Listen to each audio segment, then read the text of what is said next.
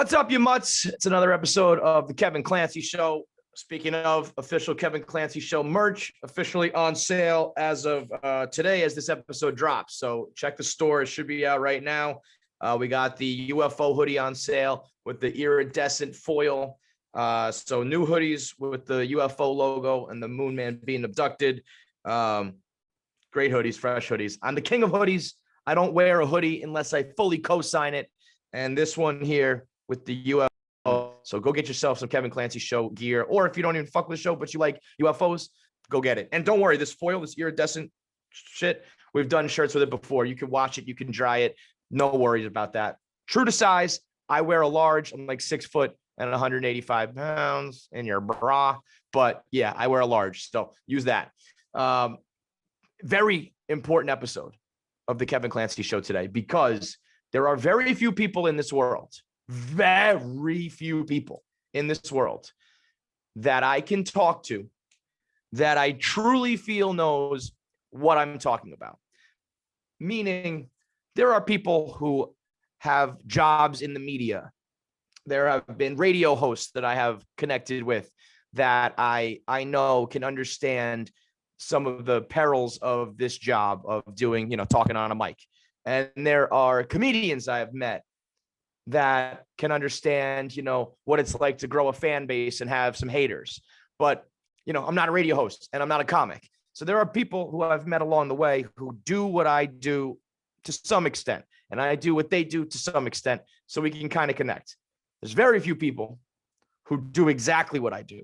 As a matter of fact, I think it's only people at Barstool. So the only people I can really turn to are my coworkers, because they're the only ones I know who blogged and worked on the internet on our level, where you have some quote unquote internet fame and you have a big fan base and you have big haters and you have, a level of fame that kind of comes with some shitty sides of things, but you don't have the money that goes along with it to kind of make it all worth it. Very, very few people. Only, Dan, Dave, John, Keith, a few people. Today, we're talking to a guy who is not from Barstool, who I can 100% say did the same thing I did professionally.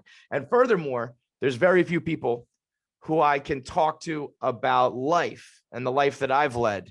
Now being a single father, going through divorce, being in my 30s and kind of like having that feeling of like I'm a little bit washed up, but I'm kind of trying to grow, all while doing this media thing.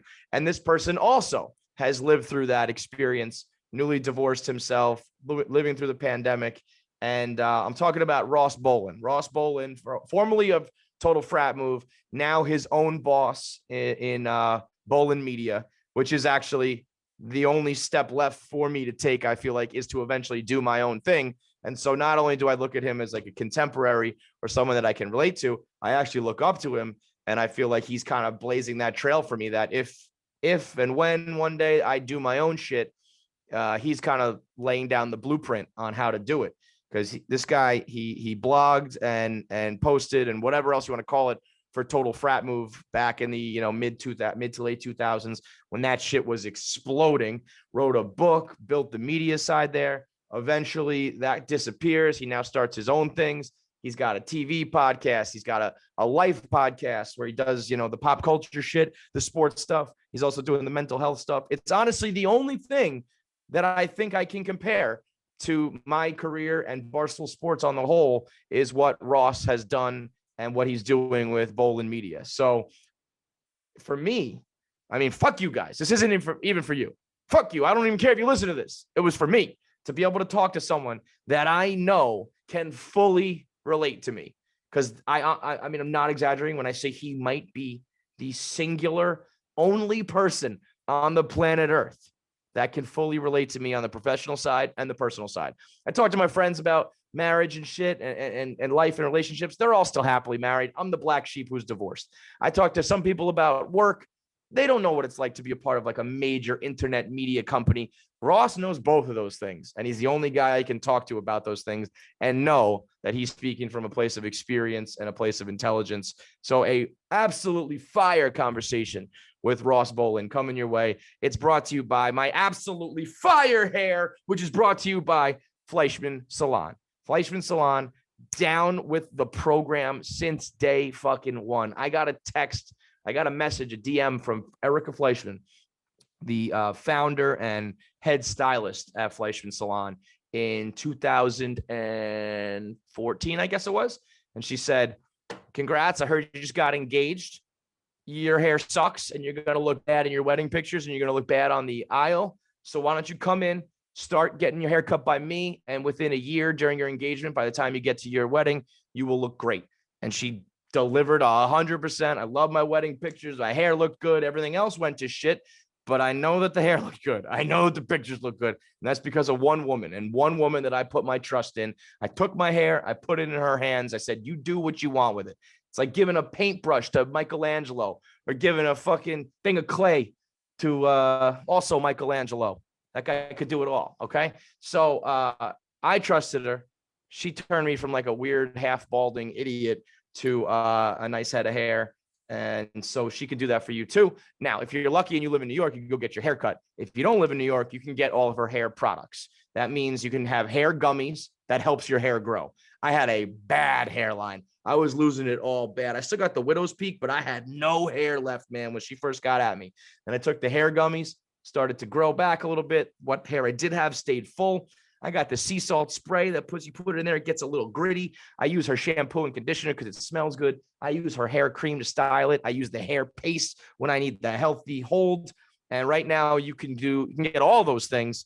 You can actually bundle it all up if you wanted to in one shot and get it all in one spot. When you go to Fleischman Salon, that's FLEISCHMAN Salon, use promo code Kevin. That's my first name, Kevin, KEVIN. And you'll get 20% off anything you shop. You can also get, and then when you bundle things, you get an additional 15%. So 20% off for the promo code Kevin, 15% off when you do the We've Got You Covered kit. That means you get everything. Get everything you need to help your hair grow, stay healthy, clean, and stylish. You get the We Got It Covered kit. You want the Boys of Summer kit? That's just the sea salt spray and the styling. So you can get it all. You can get it partially, or you can do a la carte. And you get 15% off with the bundles, 20% off with promo code Kevin. Go to FleischmanSalon.com, promo code Kevin, and get yourself a nice head of hair. Let's talk to the only man on earth I can relate to, Ross Bolen. Crush it for me. Look at this. The setup is fucking real, man. You in the crib? Yeah, I'm back home, back in the spot. Yeah. The idea at some point here is to get me to where I'm only going to 2 locations. Yeah. Between my house and the office. Right. But for the time being, like, the setup here is just unbelievable. So it's hard to say.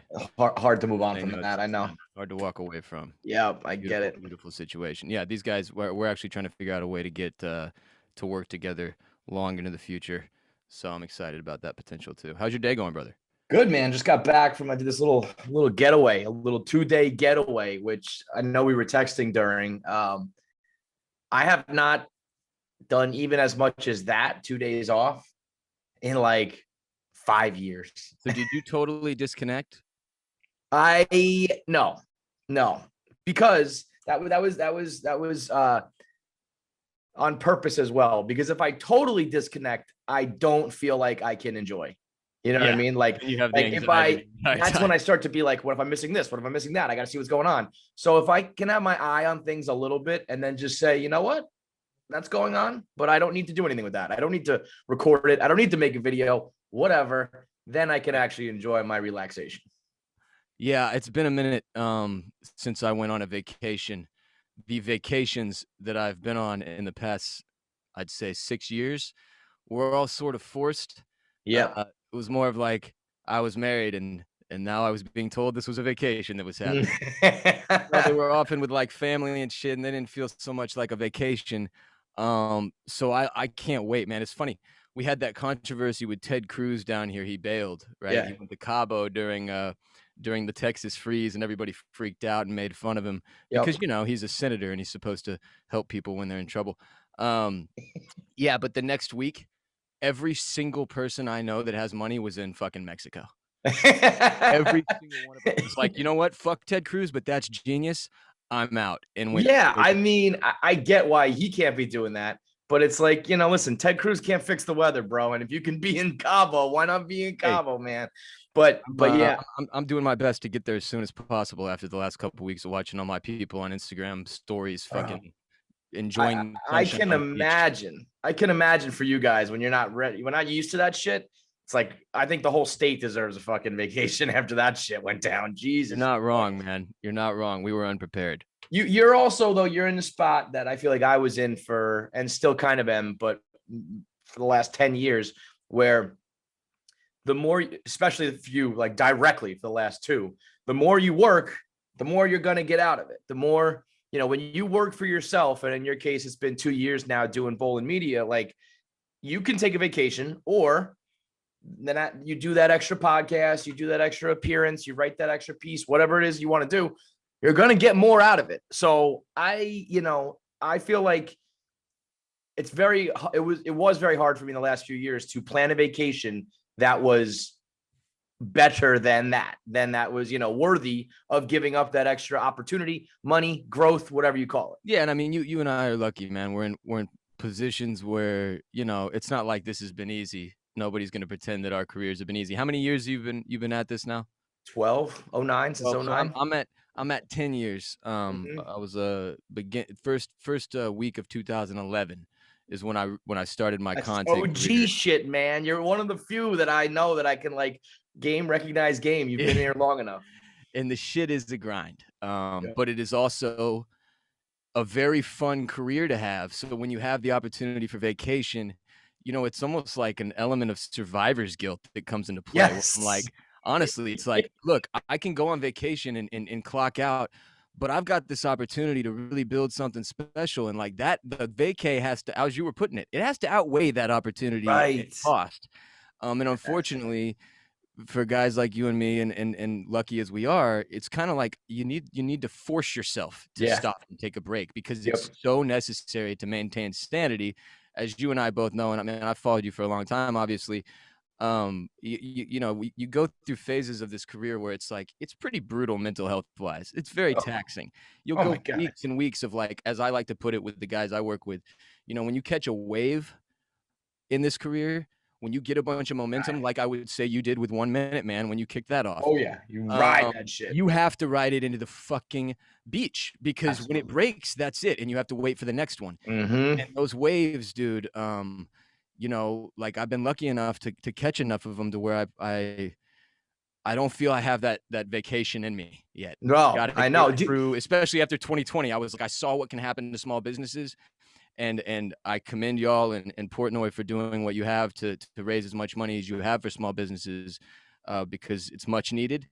And again, in my case, I got really, really lucky, where even under these incredibly strange circumstances that I'm sure we'll get into today some, I was able to survive, and not only survive, but sort of thrive, which added a whole nother element of survivor's guilt, where I was like, felt so bad, man. Really challenging, but also a very good year personally. And I know. Anybody who had a good 2020, it's like, ooh, you're an asshole. You're allowed to say that, like, but no, you look like a prick. Just keep your mouth shut. You had a great 2020. That's cool. Everybody else was miserable. Just shut up about it. That's the way I've tried to look at it. Or in general, like in life in general, I feel like I've learned that you got to celebrate, you know, your success, but also you don't need to be rubbing it in. You don't need to talk to anybody about it. You don't need to flaunt it in anybody's face if you are doing well. Most of the other humans are getting shit on. So when you're just like constantly like, hey, look at me, I'm crushing it. Nobody wants to see that.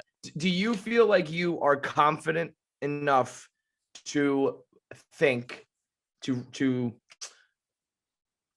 are you confident that the waves will keep coming? Yeah, at this point, I mean, a weird feeling, right? As you can also attest to, you hit this point in your career where you're sort of like, okay, it's clear that I can do this. And in my case, the way my career unfolded, I started at GrandX for 7 years, I think it was, and that was the home company of the parent company of TotalFratMove.com, which at one point with Barstool was like, we were the college brands. That was it. Barstool and TFM. Barstool had way more than Northeast. We had the South. And it was like, we were right there. Inevitably, what happened though, you know, when you guys went and hired Nardini, when you got the Chernin partnership, the things that we had sort of working in our area, I was the first employee at GrandX, so I got to watch the whole from the beginning to the end. And we didn't get those moves in place. We didn't get those moves done to take us from startup that's doing hilarious but very niche college inappropriate content and humor to like blow it up mainstream, take it worldwide, make it something that more and more people could attach themselves to. And really, frankly, Total Frat Move carried such a stigma with it as a brand. Yep. Because people just generally like shit on frat guys, right? Right. We never had a chance because y'all's brand name was just so much better. And we were doing the same shit. Like it was like it got to a point where I knew, well, we're fucked. And it wasn't just because of y'all. It was also because of the internal operations of the company. We were all very inexperienced, and it was just this big learning curve. But the way GrandX went down was sort of the same time my marriage did. Oof. And I popped out of 2019 by myself, looking down the barrel of 2020, which of course I had no idea what was coming. Right. And started my own company, and then boom, it was like pandemic. Jesus Christ, man. So I had to go for several months alone in it too. Like, but here's what I did, Kevin. To get back to the question you asked, I found the baseline. So I was so depressed. I was at the lowest point I'd ever been in my life, having just lost, at that point, who was, my best friend and the most important person to me in my life. I didn't have much in me. So I could do my shows and like get out, like if a stand-up comic goes through a really dark time, loses their fucking mom, whatever the fuck, like they got to go to work. They got to do jokes. They got to do stand-up. Like I had to go to work. I had to make my show. And that was the only energy I had. So everything else, I just was like, look, I'm going to do the bare minimum. I'm going to make my episode, sell my ads, and I'm going to see where the baseline is. And I'm going to find out real fast if this is a legitimate career that I can stand on my own. And by that trial by fire, it was a position I was forced into, and I'm thankful for that now. But I found out it was legit. Like the 10 years of work I had done paid off. I have a big enough audience, even with my following, bro. And my following, comparatively to yours, is very small. Like I got 20,000 Instagram followers. Twitter has been my shit for years and years and years and years and years. And that's where I really experienced my biggest, my most brand building, I would say. But even Twitter, you know how hard it is to catch follows on Twitter nowadays, bro. Oh, now the game is the game done changed, man. Yep. Back in the day, 2012, dude, you, me, everybody else working in online media, if you had a big brand above you like Barstool or TFM at that point, you were in a really good spot to gain followers. And oddly enough, I ended up writing the Total Frat Move book during the hottest Twitter period in history. And everybody else that was working at the company passed me in followers because my ass was at home, not writing columns, books. Oh, man. So I only just like started to catch up with some of my boys that I worked with there. It was a huge bummer. Now that book though, was that a hit? Are you happy you did that, or would you? Yeah. It's been a complicated aspect of my career because when I wrote it, I was obviously very proud of it. I think it's very funny, and the whole point was to capture frat life at its peak in America before it crashed, and I knew it was going to crash because we were an active part of that crash. There's no other crash because we were the crash. There's no other way to put it. But I wrote the book, and in the process of writing it, I had to read it so many times that by the time it was out, I fucking hated it. And then as my career has gone on and my life has changed and I've gotten more mature and obviously aged out of that culture, I'm a 33-year-old fucking man now. It was a point where I was ashamed of it. Right. Because I felt like it was a net negative to society. And now I totally disagree with that take. Yeah, I think, fuck that, man. I understand both thought processes, but like it's everything that we're doing now as society has kind of matured, gotten more sensitive, gotten more, enlightened and woke. Like certain things in certain lights, I think don't look good. Certain things in certain lights, I think like you try to make look bad, but I don't think they necessarily look bad. But the overarching point, whether it ages poorly or not as well, is in that moment, shit was funny, shit was popular, shit was good, it was enjoyable for a reason, and that's when it's supposed to be judged. It was accurate. This was an accurate representation of fraternity life in America at its peak. Right. Like it or hate it. That's just a fact. Nobody can take that from me. So to your point, now I appreciate it for what it is. I have no fucking clue who's getting paid off of it, which is a problem that I need to figure out at some point because it's not me. But long story short, I'm happy it's out there, and if nothing else, it's really fun to be able to say you're a New York Times bestselling author. Yeah. Yep. And I gotta say, it means almost nothing. Kevin, you and I could talk after this podcast recording. We could come up with an idea for a book for you to write. And I fucking guarantee you we could make it a New York Times bestseller with your following. I'm dead serious. I know. It's not hard. You say it means nothing. It doesn't mean anything inherently in about your ability to write. But I guarantee there are still places and entities and whatever in this world that they're going to pick up the phone for New York Times bestseller Ross Bolen and not pick up the phone for, total Frat Move blogger Ross. So It does mean layer something, of legitimacy. Yeah, it gave me a layer of legitimacy that I needed. Right. And it was a huge building block for me and for our company at that point in time. So, I'm proud of it. It is silly as hell. There was a time there's very few people that I would ever really call a competitor to Barstool. Like there was a hot second where Bro Bible popped up and then they kind of sold out quick though, man. We smushed them pretty quick. Flash in the pan for sure. Yeah. The Chive was big because of the demographic, but they were just doing their pictures and shit. Just galleries, man. Right. Just 40 pictures of under boobs. All right, whatever. Deadspin back when they actually had some writers. Every now and then we consider them. But that, that was really it. There was never anybody. And then you guys came along and it was like, oh boy, okay. There's to be taken seriously. And you had, the longevity to prove it. It wasn't that flash in the pan. Was there total Frat Move Barstool beef? Did you guys hate us? It was actually, for me, it was the opposite. It was very much a mutual respect kind of thing. And I actually, at one point I met Portnoy when I got to go to the Masters in 2017 and, y'all were there doing, well, not you, Kev, I don't think you were there, but no, I was not there yet, but y'all had an event. And we did this sort of combined event with y'all, and we did this VIP access to a terrible Snoop Dogg concert and the one fucking bar they have there. Augusta's such a shithole. Oh, I can imagine. But to the people of Augusta National, I would still fucking live there just for the match. Yeah, of course. It's an incredible experience, and I love its town and everything that came with it, even the Hooters and John Daly parked out front. But I got to meet Portnoy, and I was just impressed by the way that it was clear he was at that point, this was years and years. It was 4 years ago when y'all were about to hit the absolute fucking just straight through the roof rocket ship thing. Yep. And I could tell he was a good dude. It was an overall that he was a good dude and he had good intentions and that he was very good at his job was the main thing. And then I paid a lot of attention to you. I paid a lot of attention to Dan. I paid a lot of attention to PFT. Y'all were much more of a friendly competition for us than it was now I won't lie. When y'all hired Nardini, I was pissed because I knew we were fucked.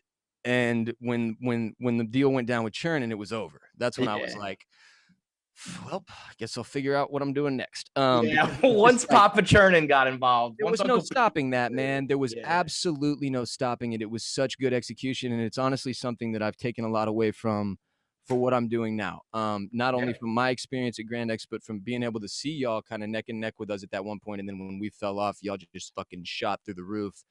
It was motivating. It was motivating to see the potential of what something I was a big part of building GrandX, that something like that can go be the next, at whatever y'all's original value, over $100 million company. That it can go from that, we make funny blogs and sell funny tees to a literal, a full-blown cultural impacting brand. So media company. Yeah. And in y'all's case, it was, you wanted to go at the sporting world and the sporting news world, and the way it was covered was all so dry and played out, and everybody in fucking, it's nobody gives a shit what half these ex-athletes have to say half the time. Now y'all have gotten to a point where you're able to actually handpick the actually good ex-athletes. The good ones, or get them to say the things that you wouldn't have been able to say on ESPN. Yes. Right, exactly. So there was an angle. It made perfect sense. You've executed on it. In my vein, I'm looking at the world, and I started to go through things from when I was 21 years old. I had a panic attack, and I've suffered from panic disorder ever since. Suffer is a subjective word, I guess, but no, fuck that, dude. That's suffering, bro. One of the biggest blessings in my life too. It's given me the opportunity to see things a lot differently and grow a lot differently than I would have otherwise. But I saw an opportunity to talk about something that's very serious in mental health and in substance abuse, honestly, that people, the only people you ever hear talking about this shit are doctors or like a therapist or an AA or an NA leader, and nothing against those organizations or doctors or therapists. I utilize all of those things. But it's just that you don't have anybody that this is a regular person going through what you're going through. Regular person takes somebody who's just good at talking about something, but doesn't have to have all these degrees and big fancy words to make you feel like an asshole so that you don't even know what you were listening to by the time it's done. That was where I wanted to get in. And I wanted to have a place that I could talk normally with people about life problems without being like, oh, look how much smarter and more knowledgeable I am than you. Because that's not what it's about. I don't know shit, just like nobody else does, right? Right. I'm just out here doing my fucking best, and I wanted that to be the show. And so that's kind of where my angle came in. But you asked me if we saw y'all, if there was any bad blood. I love it, man. No, there wasn't though, man. It was very much a mutual respect, and I still to this day, it's so much fun to watch y'all build, and because you build in a way that's like Barstool's had a lot of controversy. I'm doing air quotes here for a reason. You navigate it so well, and you find a way to use it to y'all's advantage instead of letting it be this fucking cancel culture craziness that just at the end of the day, a lot of it's just us all losing. In my opinion. What it is, and it wraps up pretty much everything you just said, is that there's a simple formula that is kind of like complex in execution. But the simple idea is take a topic and cover it in a relatable way. That's really all it comes down to. So we started with sports, where it was like, we're not going to do it journalist style. We're not going to do it analyst style. We're going to cover sports from the sports fan point of view.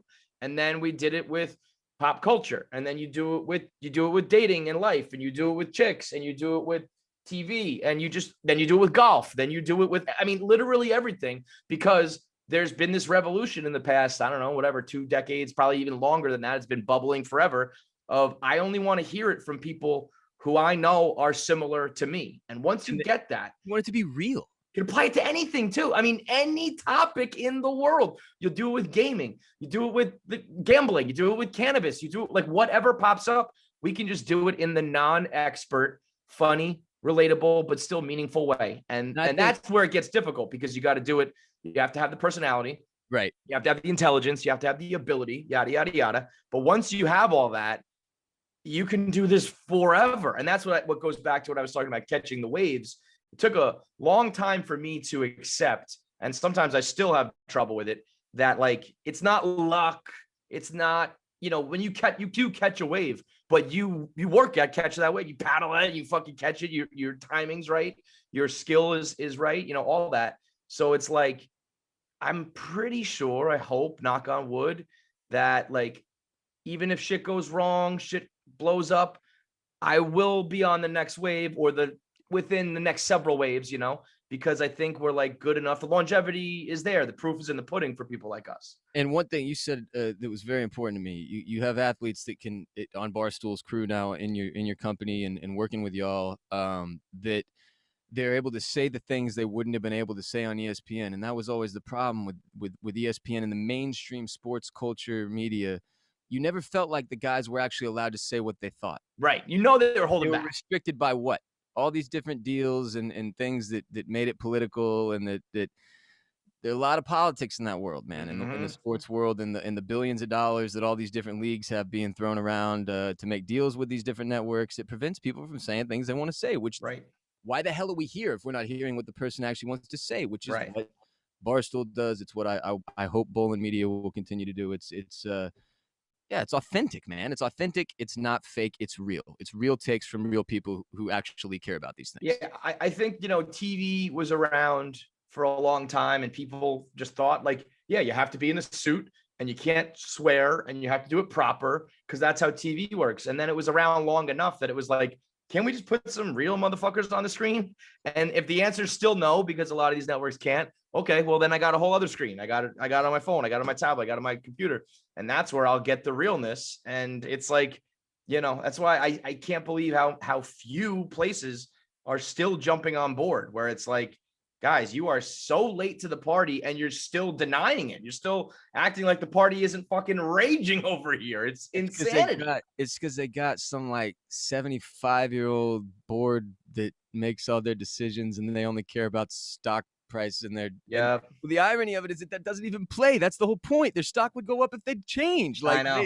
They don't get it. They don't get it. Good for us though. More for us. Do you think that in coming years, probably maybe another decade or maybe even a little bit longer, when people of our age do get promoted to CEO or whatever C-suite, will there be that revolution where it's like, yeah, I've been waiting for this fucking guy to die because now I'm going to allow people to say fuck on the airwaves or whatever it's going to be? Or is it, and part of me has learned this a little bit, and it's a little bit disheartening, that it is kind of like you live long enough to become the villain, where sometimes I have realized that I was a little bit idealistic and I was a little naive, and that if I was to rise to that level, maybe I'd be the guy going, I'm not going to risk my $20 million a year so this guy can say fuck on the air. So will there be that change, or is it if you attain those positions, do you say, I'm not fucking up the bag?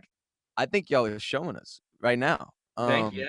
There's a mix, man. Yeah. It's a mix. It's obviously you have to have fully legitimized areas of your operation that can apply to the everyman who's not cool with you being a reporter who says fuck or whatever. But you can balance that out. It doesn't have to be all polished. Right. Barstool, if nothing else is proven, polish is almost worthless in some cases. It's actually detrimental to your content in some cases if you put too much polish. I used to read y'all's columns. This is a good little bit of inside information. I was a journalism student at Texas State, one of the finest universities in the country, as everyone knows. No, I'm kidding. It was really fun though. And I learned how to write through journalism school. I was already pretty good at it, but that's where I learned how, spelling, grammar, punctuation. Right. And as a sort of a nut, now I'm OCD about that shit. But back when I was at GrandX and I was copywriting a lot of our stuff and making sure that it was edited properly before it got published, man, I was a stickler for that shit. It drove me nuts. And then I go read a Barstool article, and y'all were misspelling shit on purpose. Yeah. He literally has made a career out of tweeting incorrectly spelled words, and it would drive me fucking insane. I was like, I just spent 3.5 hours editing this 580 word column.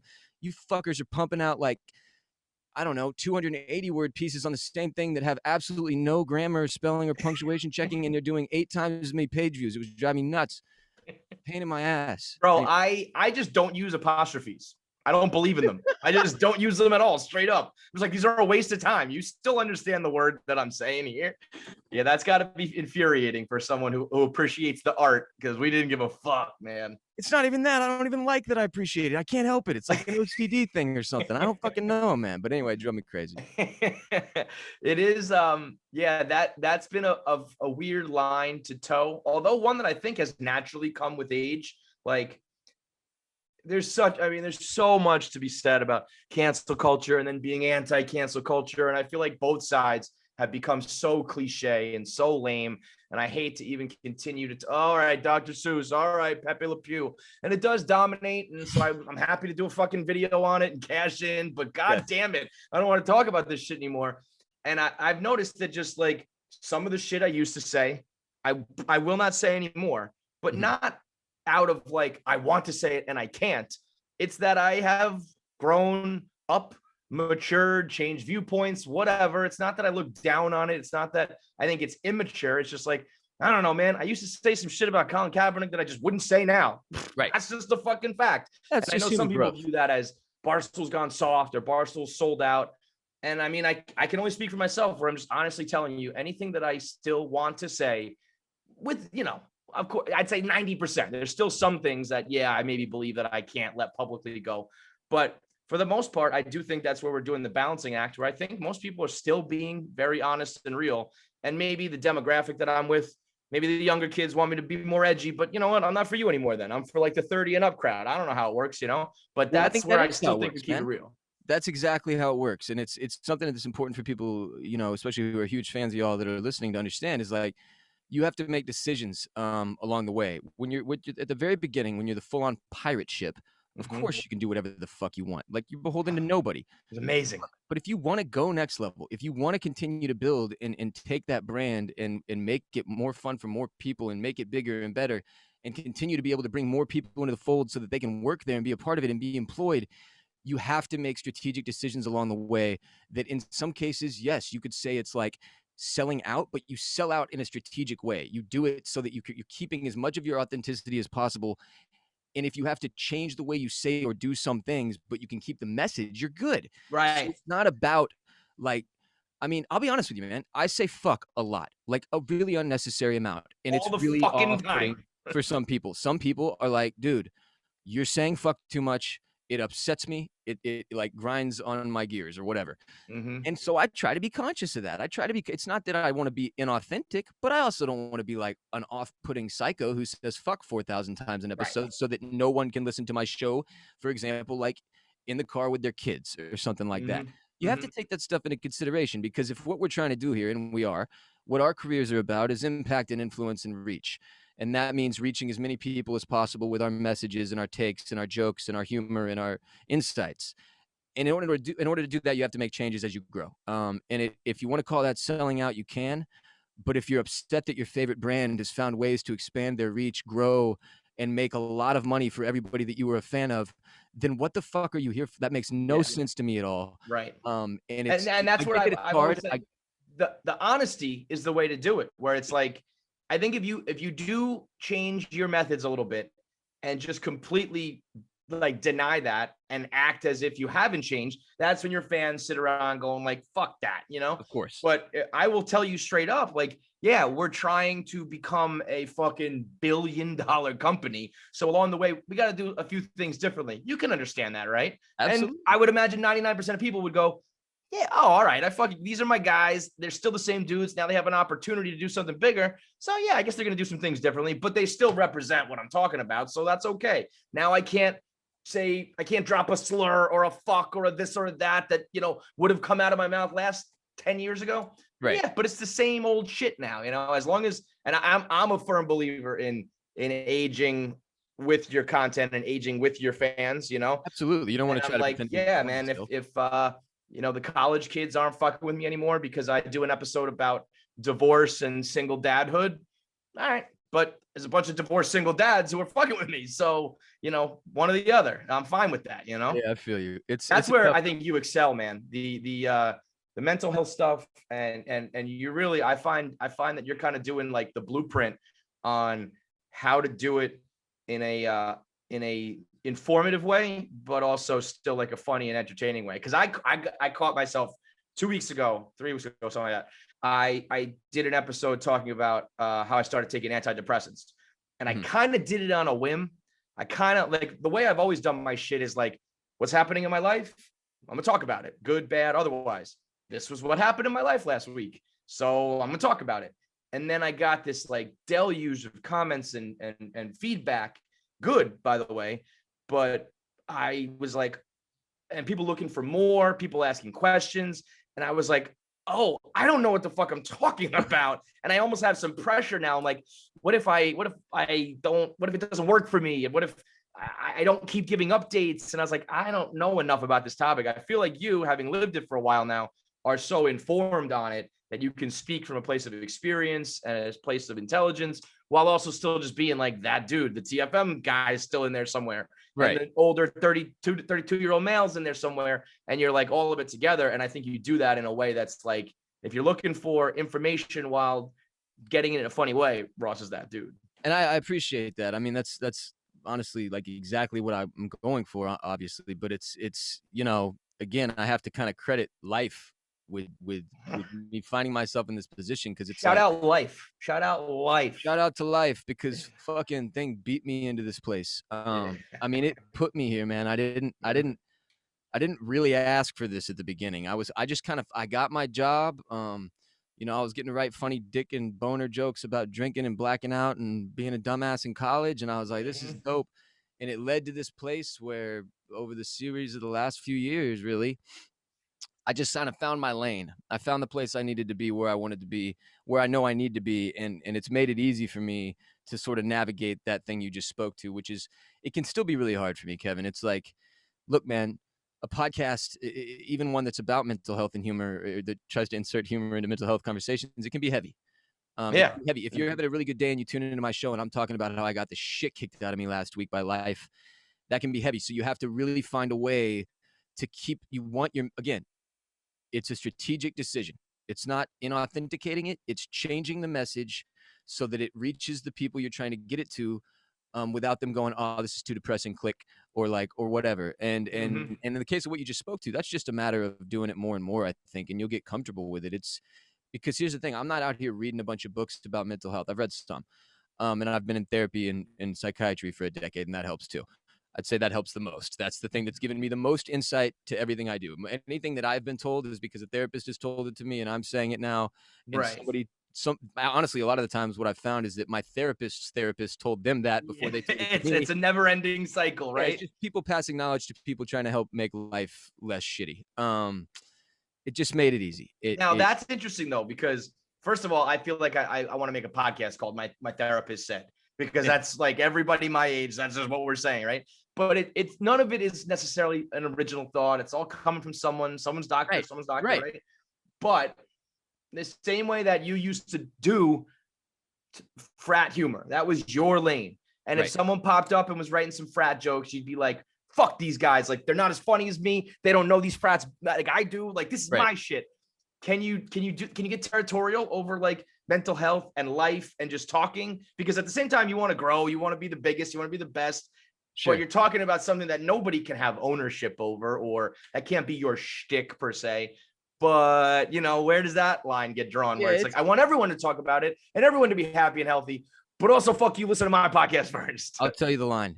It's if that I know that the person that I'm listening to talk about it, or the other show that I'm looking at that does this sort of same lane, if they're being real with it and they're good at it, I'm cool with it. Huge. There's so many phony ones doing it now, Ross. Yep. Oh. That's when I'm out. And listen, I read this article on the New York Times last week. It was called like the empty religions of Instagram. And it's about this concept that, especially with Gen Z, a lot of them have abandoned or never turned to organized religion. They're agnostic, they're atheist. Mm-hmm. They get their spiritual guidance from these influencers, if you want to call us that. I hate that fucking word, but people like me. Influencer and content, two words that I'm like, well, there's no other word that really encapsulates it, but I guess I'll say it. Fuck. I'm cool with content. I just like to make team content jokes, but fuck, I hate the word influencer. But it speaks to how all these people, like Gwyneth Paltrow is the biggest example. Like they monetize spirituality, and they monetize it in a way that for a lot of these the biggest ones, it's inauthentic. And that's when I have a problem with it. If it's just for the sake, if there's no purpose behind it, if there's no real substance to it, it starts to freak me out a little bit. And there's a lot of that, man. Look, people have always done this, though. They've always drawn on and found ways to profit from the suffering of other humans. Look at TV evangelical fuckers that started popping up in the 80s and 90s and getting old grandmas to send them all their money, for God, so that they could go out and drive Bentleys and shit. Like, that was horse shit. And it's the same thing for a lot of these podcasters. And you can tell, man. And that's the thing. So I just try to give everybody, like you said, there's no fucking ownership on mental health. I'm not going to sit here and try to, but I also am aware that I am better at talking about it than 99% of the fuckers I see doing it on the 700 Apple podcast slots above me. That shit pisses me off. And so to that point, I still have the drive to prove to as many people as possible, like, look, this jackass that you're listening to that's just trying to tell you some shit so he can make some dough, that's not this. I've got the real stuff. Come over here. Right. And that's the game for me at this point. I just have to be like with you, like with y'all and what you do. You're confident you're the best at it. You've got the best angle. You've got the best plan. You've got the best company. And you're not exactly looking around at anybody else going, oh, fuck, what about these guys? You just know you're the best. It's the mentality you have to have when you're an athlete too, right? Like guys like LeBron, actually most of the dudes in the NBA, it turns out, they step onto the court and think they're the best player in the ever to touch a ball. Yep. That's how I have to be with this. But there's also that fine line. Like you said, you don't want to, it took me a long time to get used to that. The first episode I ever did where I went deep on my life, like the next day when people were like sending me all these DMs about, you know, they're very serious life problems and their issues. And I was like, oh, I know, man, right? What do I do? Yes. I don't actually know anything. Yes. But what I figured out was like, well, then don't say shit you don't know. Just say what you do know. And just Simple speak as the that. things you do know about. And that's a place that a lot of people make mistakes. I'll tell you, I'll even give you this. I hired a 21-year-old as my co-host. He's now 22. Chris, right? Yeah, Chris. Great dude. Chris Colson, co-host on the Bolen podcast. He's from North Carolina. I was trying to make sure I maintain some connection with Gen Z, like you spoke to. I'm not trying to pretend like I'm young. I'm fucking 33. I'm dating a woman with a 2-year-old, man. My life is adult as fuck. Right. I run a goddamn company. I just dress like a child. But this kid, that was one of the learning lessons for him really early on. First several episodes, man, he would wade out into waters where like I'd be spitting on something, either mental health or like politically. Really, it was a lot of politics stuff that I was and he'd be like, oh shit, I feel like I need to have a take two. So he'd say some shit and I was like, no, Chris, like you don't ever wade out into waters you're not comfortable in, because in this industry you will die. You'll get eaten alive, man. Your titties off. They will fucking destroy you. Or I actually really commend, like, I do respect, you can't be timid. So, you know, if the Ross Bolen show featuring Chris Colson is Chris doesn't say any fucking thing, he's not going anywhere. Exactly. But if he were to chime in and be like, you know, as a 21-year-old who hasn't like done XYZ yet, I disagree because it feels like this, like, tell me why I'm wrong, or to, you know, like to do it in such a way that's like, you can speak up, but don't act like you know what the fuck you're talking about yet. Absolutely. And like getting to watch him. So that's what's so fun about the content game. I'm sorry you hate that word. But I gotta say it. Watching people learn it is the funnest thing in the world to me, because all human beings have opinions. And if you can learn to shape them in a way that is relatable to other people, you can make a living from those opinions, it turns out. And it is accepting that. There was such a long time for me that I was like, today's the day that like the internet's just not going to show me anything funny and I'm not going to have anything to blog. And then I just learned that every single day there's a criminal in Florida who did something stupid and a teacher who did something illegal and a this and a that, where it's like, there will always be shit to talk about. And then the next step was like, I'm going to lose it one day. Like I was mid-20s and talking about fucking girls and partying. Now I got to talk about like my wife and kids. What if people don't like that? And they just kind of did. And now I'm just confident that I can do it in a way where, or I should say, you know, with my shit's very polarizing. So it's either you like it or you hate it, but you're never like indifferent to it. So I'm just confident that's always going to be the case. I hope. I still worry a little bit that what if this just disappears? But again, long enough that I'm like, I think I can just keep doing this and there'll always be. Kevin, it literally is not possible for it to disappear. Right? You passed the point. I'll tell you this. When GrandX fell apart, I had, you know, several of my best friends that I worked with, man, guys that this was our career. Media was we thought this was, we didn't think we were ever going to work anywhere else. We thought we were all going to be rich off this. It was over. At one point I was worth millions of dollars on paper. I had a million stock options in the company. Like, we were valued at 35 million at one point. We were sailing. When it all crashed, we all had this existential crisis of like, what do we go become fucking bankers now? Now I didn't personally have this one, but I watched other people around me like, God damn, dude, am I going to be able to make a living doing what I was doing? Is this still my thing? And I can't remember who it was, but somebody told Dylan Shivery, one of my good friends who I worked with at GrandX, who is now in another media company and having good success here in Austin, Washed Media, some more cool dudes that I really respect. Somebody told him, once you have an audience, you can always make money. And it didn't click for me when Dylan shared that with me. And I was like, I don't know, man. I don't know if that's true. But like 6 months later, it clicked for me, where I was like, even with 20,000 Instagram followers, even with 30,000 Twitter followers, even, you know, you can still make a living off of that. It's just a matter of the way you build. And now I've like waved bye-bye to that fear. Like, I no longer have to worry about, and you shouldn't. You should. Well, you know what's, you know why you're good. I think there's a little bit, I think that I have carved my own niche and my own name, but being a part of a parent company, it always feels like I got a safety net. It always feels like I got like daddy's credit card. You finally out on your own. And that's why I'm always hitting you up being like, how'd you survive year one? And like, what's it like? And, you know, I kill yourself. Yeah. Fucking buying the new Teslas, bro. I see the new heat on the feet. I'm like, things must be going good over there for Bolen Media. So I think doing it on your own is that next frontier where really, Portnoy's done it better than probably anybody ever will have done it, or, the Howard Sterns of the world, the Portnoys of the world.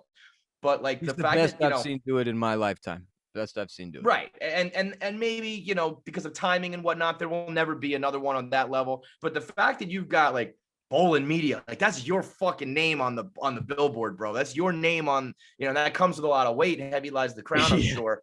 But yeah, you know what? Because it also lists your name on the fucking like lawsuits and the liabilities and shit too.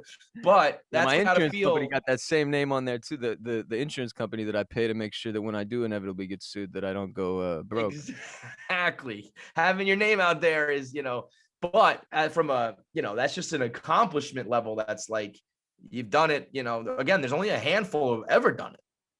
Well, and again, it was a sort of a perfect storm of shit that when you looked at it on paper, it was like company failing, divorce, pandemic, but it made me figure out if I had the baseline and if I could do it. Cause like, obviously, look, I'll be frank with you. The part of me that was like, well, if this doesn't work, what? Like, well, there was a net to that too, man. Like I could go try to find somewhere else to work. I mean, I didn't really want to. I thought that I had the version of this idea I wanted to do. I thought it was going to be necessary to try to do by myself first. You could have just come here. I'm sure you could have got a job. I mean, like that's salary like, here, frankly, like Barstool was certainly one of the places that I consider. Man, I still have people hit me every day. Like, when are you going to go work at Barstool? And I'm like, are you not aware that I work for myself? And then why would I do that? Like, when is Barstool going to buy Bolen Media? And I'm like, dude, I don't fucking know. Ask them. Yeah. Like, I don't think we're for sale. I'm not sure how that any of this work. They're pretty busy. I'm pretty busy. Let's just chill out and enjoy everybody's content. Right. But it definitely was one of the places that I was like, that was another safety net. I was confident in my ability to do this job at a level that I was going to be able to find work, even if I failed on my own. But then it became pretty evident in the first few months, like, again, and I have to credit GrandX with this. It was just like whenever, at some point in your career, if you go off on your own and do, whatever, Barstool will have served as your jumping off point. No doubt. It was your springboard. It was your high dive that you got to jump from. Well, I guess that's a bad analogy. You don't want to jump from the high dive down and go up. Anyway, My elevator. What I'm saying. Sure. Yeah. Our escalator, whatever. Yeah. GrandX was that for me, man. It gave me the foundation to now, while it ended up being a shitstorm and caused me years and years of suffering and pain, it was fucking worth it. It was fucking worth it because it gave me the foundation I needed to build. And I was lucky in that. I was very lucky. So from the get-go, I had money coming in the door. It's not like I was a teacher and I said, fuck it, I'm starting a media company and just jumped in and had to get revenue in or I was going to starve. Like I had the revenue lined up. I had the sponsors, the ad deals. So yes, I will sit here and take credit because it was hard as shit and I'm proud of it. But also like you gotta take those breaks too, man. Like I was absolutely. Well, you also earned those breaks. It's not like GrandX gave you this shit because you were like, it was my dad who ran it. It's like you were funny, you wrote the books, you wrote the everything, so you earned those breaks. Do you so you had, at one point you think I'm a millionaire, like I'm gonna cash this out and be a millionaire. And then what happened there? There was just no money, like it all collapsed and those stock options were just worth $0 or now, I'll tell you from the position I was in is the only perspective I can give, right? So I was the first employee for a time. I ran the entire media side of the company, and then we kind of got into this weird place where there was a lot of weird hires and a lot of mismanagement, and again, just inexperience fed into this whole thing. But what was the question again? Sorry, Kev. You thought you were a millionaire. You thought you had these stock options and so I was looking at the stock options, and first of all, the thing about stock options is they're stock options. You have to purchase them in order for them to become stock. Of course, they're valuable on some level. It's complicated. I don't want to explain. Go Google stock options if you want to understand how they work and how events work in business. And but so it was never like I was counting on that money, right? I was aware that was a very big if still. Okay. Because we would need to sell or go public for it to matter for me. Got it. Okay. And I didn't think that was going to happen based on what I was seeing internally, but really it did come down to we tried to do too much with too little. As I'm sure y'all found early on in the company, one of the more complicated pieces of doing something like this is the cash flow operation, especially when you're doing merchandise. And I think you guys have always found a way to do merch in a safe way that was less taxing on your cash flow than we did. Y'all were doing a lot of on-demand printing and shipping based with a third party and stuff. And we tried to like do a more intense version of that. Basically, we had 2 full-blown clothing brands. One of them was like a website that was carrying a whole bunch of clothing brands. The merchandise side of things, in my opinion, is what fucked us, because we had hundreds of thousands of dollars tied up in inventory at all times. It completely destroyed cash flow. And in our case, we weren't in a position yet where we had the backing of a Chernin or anybody that was going to be able to kind of float that.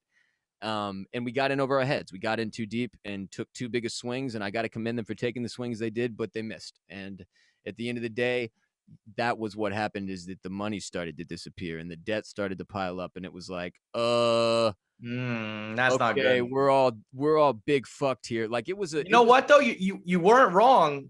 Like merchandise for us, I think it tells the exact opposite story. I think people laugh at t-shirts, man. T-shirts kept the light on in the beginning. It funded a techno tour in the middle. And even right now, we can do like a real clothing line. But in the beginning, we kept it easy. We kept it cheap. And I mean, we got blessed by a fucking 10 or 15 year run of Boston dominance, where every 3 months there was a parade and 10,000 massholes buying our dumb shirts. And so it was actually a good, we didn't keep any overhead. We didn't have any costs. And it just, we won a championship. Here we go, buy them. And it kept, it kept us going. So they weren't wrong to bet it on merchandise. It just feels like the way they went about it. The way we went about it was inefficient. A little bit. Yeah, we bet for. I got to tell you this because it's a good. Like, I would never fucking share this normally, but hit me. I feel like I have to. When y'all had that, when Boston couldn't stop winning championships, and I was just like, Jesus Christ, Portnoy is the luckiest man on earth. I tell everyone he struck a deal with the devil. It's the only explanation. I still can't believe it to this day. Now that Brady's out of the Pats, obviously, like this was finally I feel like I can breathe again. But oh my God, that was nuts. Yeah. Okay, well listen, Houston hit a point in 2017 where when the Astros won the World Series, the Rockets had James Harden and Chris Paul, and the Texans had Deshaun Watson, and it was looking like, I was like, bro, I'm about to get to Portnoy. This is it. Yeah. I was like, we got the World Series already. We're gonna win an NBA championship. I'm gonna fucking do the Portnoy thing and just like blow the fuck up in Houston. Because like honestly, my Houston following is big. I'm from Houston, Texas. I'm a huge Houston sports fan. I live in Austin though. I've lived here for fucking 10 years. And I don't have as much of a connection with Houston as I would like to. So I was stoked on that. And then guess what, Kevin? It turns out the Astros may have had a little bit of scandalous activity taking place in the clubhouse. Perhaps. Everything since then, I have these bobbleheads behind me for a reason. Yeah. None of these people are on these teams. This team doesn't even fucking exist anymore. This was our hockey team, the Arrows. James Harden is on the Brooklyn Nets. I don't remember where Springer signed. I was too depressed to actually look it up. I think it's in Canada. It made me very sad. Blue Jays, I believe. Yep. And that's a dragon from Game of Thrones that was murdered. So I don't have anything left.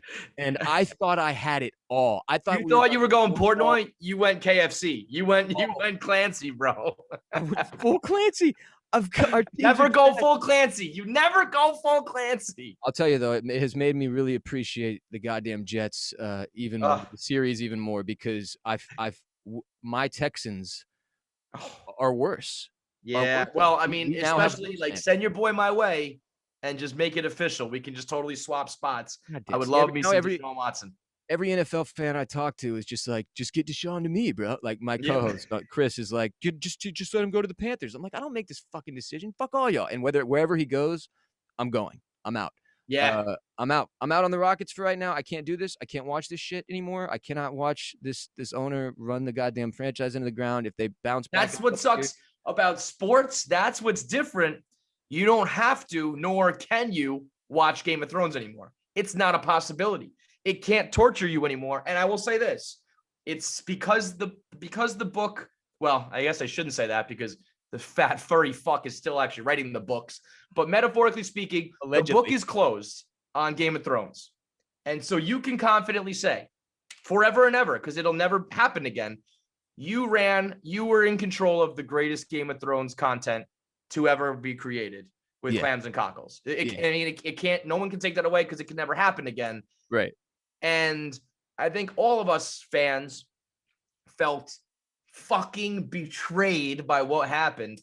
But I mean, you more so than anybody Oh man, I started a Game of Thrones podcast just for the final season, and I felt like, fuck, are you kidding me? I had grand plans, and you guys fucked this up. You had it from, when did you start it? Like, was it season 1? Did you start it right away, or did you jump on? Season 6, man.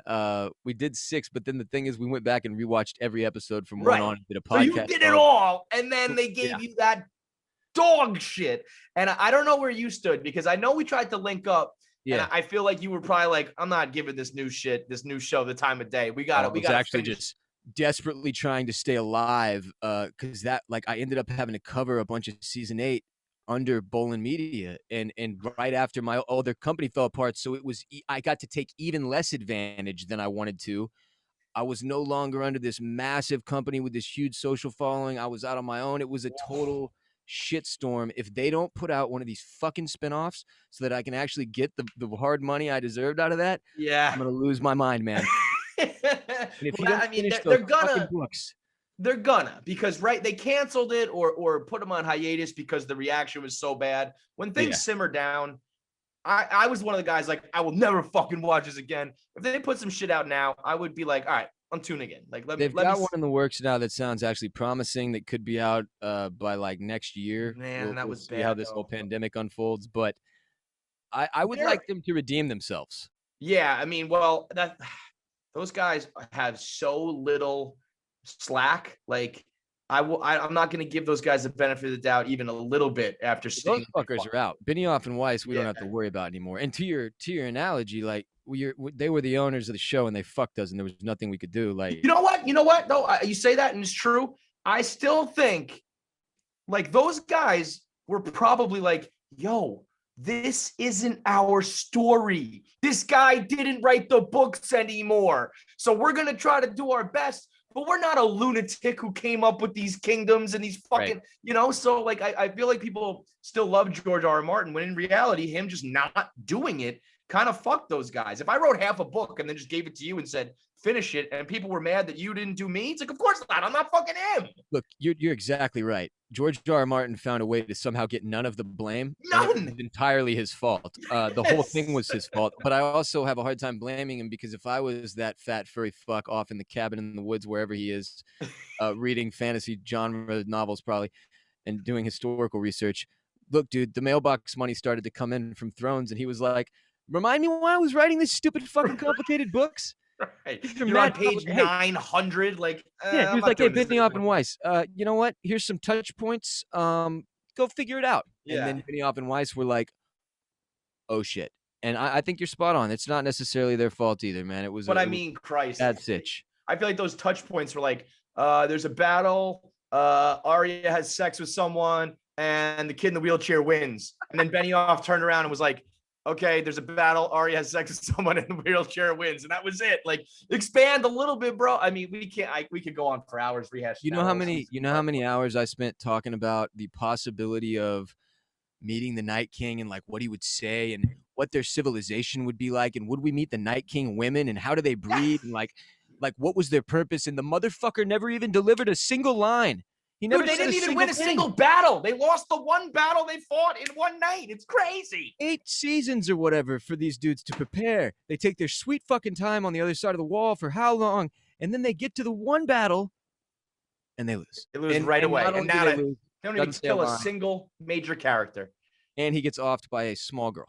Were you so I started the show at Barstool with a couple other people, and we had a very good array of, like, I have a pretty high bar, pretty high standards, and I will fucking tell you if I don't like it. Even I'm a big fan of, like, I love Breaking Bad. I can tell you the things that I didn't like about it. I don't think that means you're, like, not a fan. And then we had someone in the middle, and then we had a girl who was like, anything they put out is the greatest. And I remember, like, first episode, I was like, of the final season, I was like underwhelmed. Second episode, I was like, there's only a few left, so they better get cooking. Then I didn't like the battle, and by then people were like, you're just trying to be contrarian. Like, this is Game of Thrones. It's the best. Why are you shitting on it? And I was like, I'm just telling you, these episodes that I'm watching are not as good as the other. Like, there's just objectively not. But I can imagine, if I was in your shoes, I probably would have been desperately trying to make it feel good. I'm in the same all that work. I struggled with that. When it was unfolding, we were definitely we were honest about our disappointments, like in particular with the battle episode, I couldn't shut up about how I couldn't see shit. I was like, I couldn't see shit. Right. For the first 30 minutes, it was pitch black. I had no clue what was happening. I was so confused. But yeah, it was tough. It was tough as it unfolded with Game of Thrones because I had such high hopes. It was my favorite show of all time at that point. Yep. Now The Sopranos is back to being my favorite show, as it was before Game of Thrones existed, because Game of Thrones kind of dropped the ball before the fucking end zone. And you guys are doing that on Clans and Cockles, right? You're doing The Sopranos now? We're doing The Sopranos now, yeah. And it's been a bold undertaking, brother. God damn, but I've already watched it like 7 times, so it's actually just super fun for me. And I've never watched it as an adult man, like with real responsibilities. Holy shit, it changes so much about the show. It is so much more fun. If you watched it as a kid, please go back and watch it as an adult. Watch it with us if you want. It's fucking amazing, the new takes that it has brought to the surface for me. But you know what crushed me was we did a show at our old company about Westworld, and we watched Westworld season 3. And dude, my 2 co-hosts did what you're talking about. They couldn't admit that it was bad. And from episode 1 of season 3, I was roasting the shit out of it. I couldn't stand it. I thought it was fucking terrible. Aaron Paul, God love him. He was an amazing Jesse Pinkman. Everything he has touched since has been awful. Garbage. Awful. I hope that tequila is good because I don't drink, but he's got to have something going for him. His wife is beautiful. That's good. You're gorgeous. Great kids. Amazing. Great kids, I'm sure. But holy hell, that season was so bad. And for the first 3 episodes, my co-hosts were like trying to do what you're speaking to. Yeah, you know, they were just trying to make positive points. And I was like, this is the dumbest thing I've ever seen. I don't even want to talk about the details. This is so fucking stupid. Holy shit, what are they doing? How have they bombed this so badly? But I think it might just never have been that good. Season 1 was lucky, and everything that has been a total cluster. That's what you described there, though. That's the authenticity that, like, what we talked about in the beginning. If it's bad, I'm not going to sugarcoat it. If it's good, I like it. If I don't, I'll tell you. And that's not contrarian or it's not catering. It's just the facts. But it is funny to go back and watch shows with a new perspective as an adult.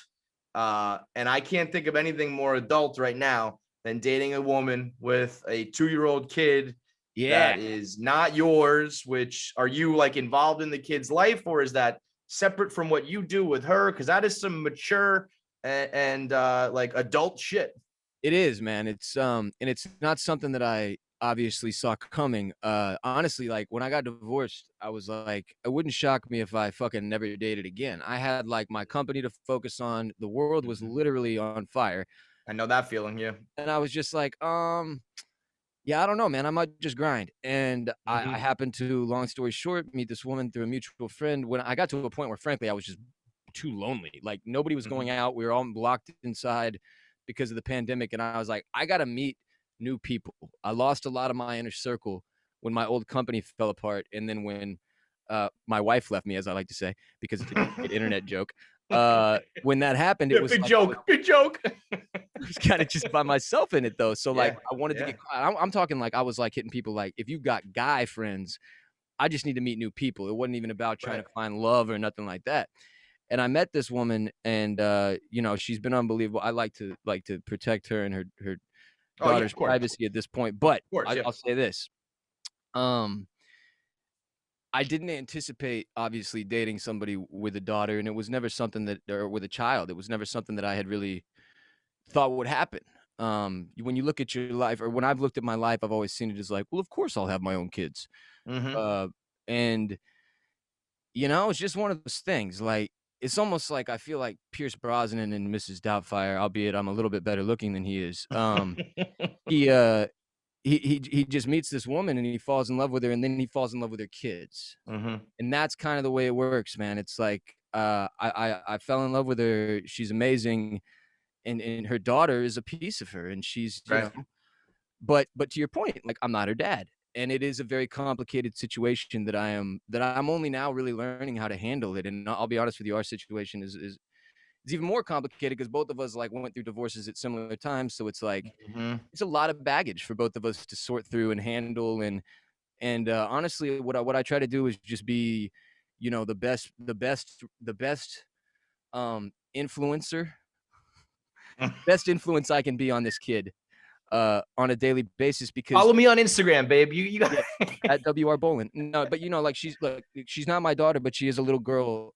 She's the daughter of a woman I love very much, and I obviously have no malice or hard feelings against anybody in this situation. I know how divorce works. I know how marriage works. I know how things fall apart. I've seen a lot of different pathways to the way that relationships break down. I don't blame anybody. Life is fucking hard, man. Balancing it all is incredibly difficult, and doing it in a marriage, especially when you're young and inexperienced, especially when life gets really complicated, it's next to impossible. And I commend people who do it well because it's very hard to do. I just want to be a positive influence on her daughter and make sure that I'm there for her if she needs me, and I'll be, whatever she wants me to be is kind of what I'm there for. Like, I try to help her mom out as much as I can. I'm there for her mom.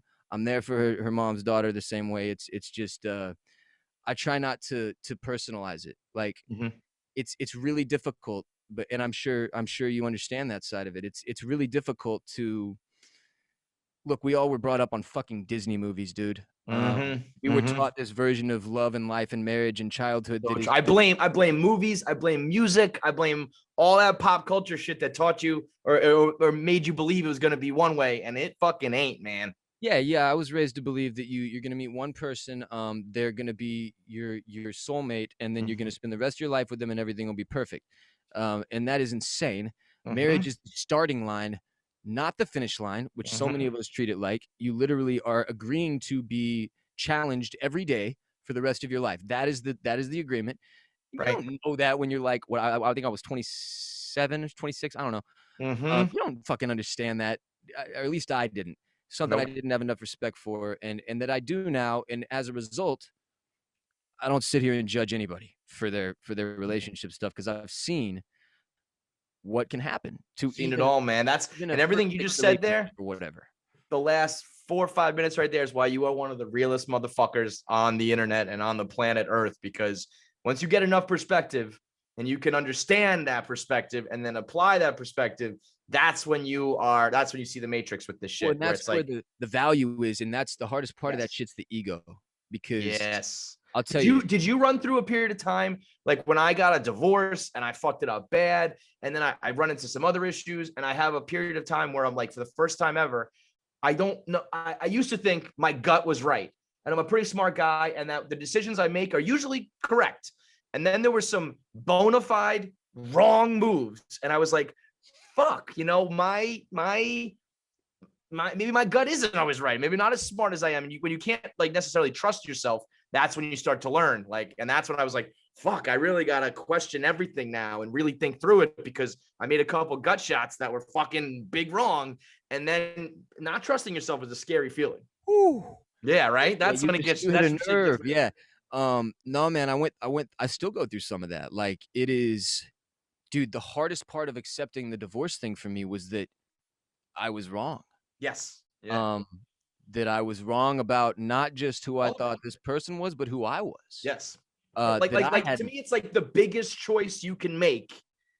And I fucked it up, not blaming her, but blaming me. It's just like, that was clearly not right. And I put my heart, my soul, my bank account, everything into it. And I was like, oh boy, that was wrong. Fuck. Yep. Yeah. I mean, that's a tough thing to walk away from, and to not trust your compass anymore. Right. I was like, and I kind of did what you just spoke to. I kind of had to reanalyze every aspect of my life, my belief system, it kind of takes you down this wormhole, because frankly, what happens when you get divorced is it shifts your whole life path. The one you thought you were on, like speaking of the Disney thing, I'll grow up, I'll go to high school, I'll graduate from college, I'll get married, I'll have kids.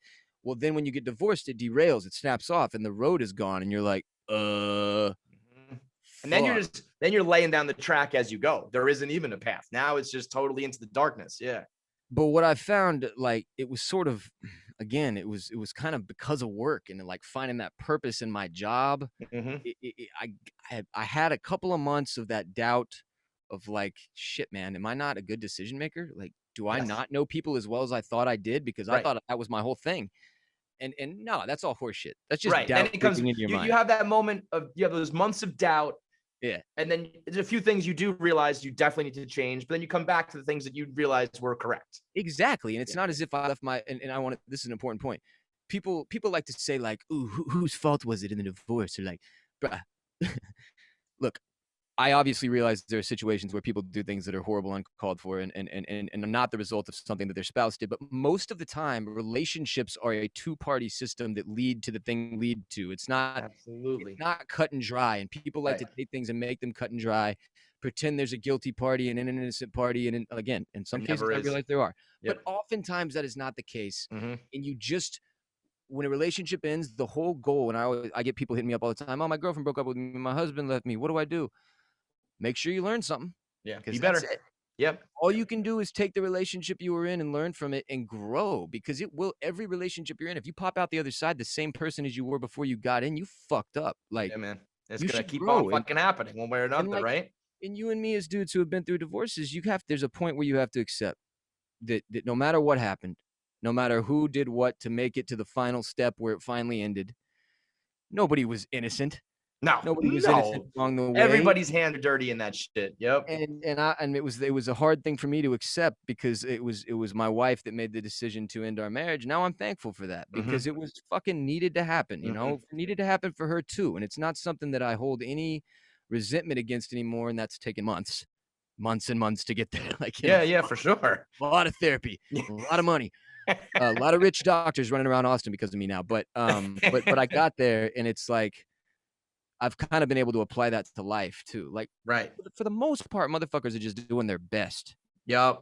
And it's all you really fucking can do. And sometimes your best isn't even that fucking good. But yeah, sometimes really I mean, that's where I'm at. It's like my best is, I don't even know. My best is probably like a 250 hitter in the MLB. You know, I'm just like, but that's the wave thing we were speaking to earlier too, bro. Because I mean, even in like, I guarantee when you hit 1 Minute Man, like the first home run, you had to have been like, oh God, this is another wave. Yes. Yeah. And I was like, you know what? I had been catching some waves, but I was paddling and battling, and like I would get up for a second and fall. And then I was finally on a real wave, and I was like, this feels fucking good to finally. And I mean, we could talk forever, but you got your confidence back with that though, right? What's that? Did you get some of that confidence back when you? Yes, big time. Absolutely. Yeah. Because of what you said, I think on like two podcasts ago, you were talking about how you used to think it's so corny when entrepreneurs and CEOs are like, you have to fail, and you have to through your failure is when you succeed. It's all these corny fortune cookie things. Yeah. But like 1 Minute Man was something I had tried in the past that didn't work. And then I applied this thing over here with this thing over here, and I combined it with this platform here, and it did work. And I was really like, had I not failed in those other 3 aspects? And so that failure shit really does become true. And then your biggest failures, like your divorce and like whatever you go through, you're like, well, like hopefully in 5 years, that failure is a positive, the same way 1 Minute Man became one. And that's the only way I think I can deal with failure now, is knowing that maybe it's not going to be a failure in the long run. Look, and maybe it will be, but I can at least hold on to the hope that in 5 years, maybe it won't be. This is the last thing I'll say, unless you have any other questions. It is the most cliche, cheesy bullshit of all time. But the challenges of life, that's life. Like, that's the best part. And that's where the growth is, and that's where the learning is, and the fucking value is. And it sucks to accept that, but like, look, your favorite people in the world aren't people who have just skated by and never had a single issue, or at least not mine. I know when people say to me, why would I listen to you? You did this. I'm like, because that's who you listen to. That's the people who went through the shit, who know what not to do, and who have the perspective, and who you can learn from. That is life.